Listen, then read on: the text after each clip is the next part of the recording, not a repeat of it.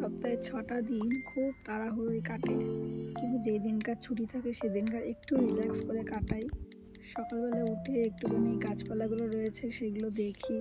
তারপরে এই যে কতগুলি আমার ছেলের জামা কাপড় জমেছিল, তারপরে এই যে শীতের জামা কাপড়গুলো ছিল সবগুলো ধুয়ে দিয়েছি। আর মেয়ে বেরোবে, ওই জন্য মেয়ের জন্য একটু রান্না করে দিলাম।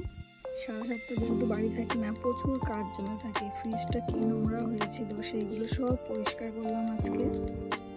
আর দেরি করে রান্না করে নিই। সকালবেলা যখন আমি রান্না করছিলাম একেবারে তখনই দুপুরে রান্নাটা সেরে নিয়েছিলাম। আর এদিকে স্নান করে পুজো পাঠ দিয়ে নিয়েছি। বাড়িতে ফল আনলেও খাওয়ার লোক থাকে না, একটু বেদানা নষ্ট হচ্ছিল। এখন যা জিনিসের দাম, নষ্ট করতে ভীষণ গায়ে লাগে।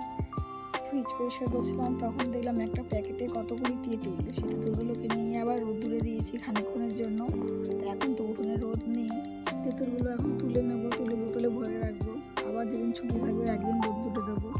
আমাদের উঠোনটায় শীতকালে বেশ ভালো হয়, সকাল থেকে টানা রোদ থাকে উঠোনটার মধ্যে। দুপুরের খাওয়া দাওয়া হয়ে গেছে, এবারে একটু বিশ্রাম নেব। ঘরের কাজ এখনো শেষ হয়নি, পরে করব। ভিডিওটা কেমন লাগলো একটু কমেন্ট করে। তোমরা সবাই ভালো থেকো, সুস্থ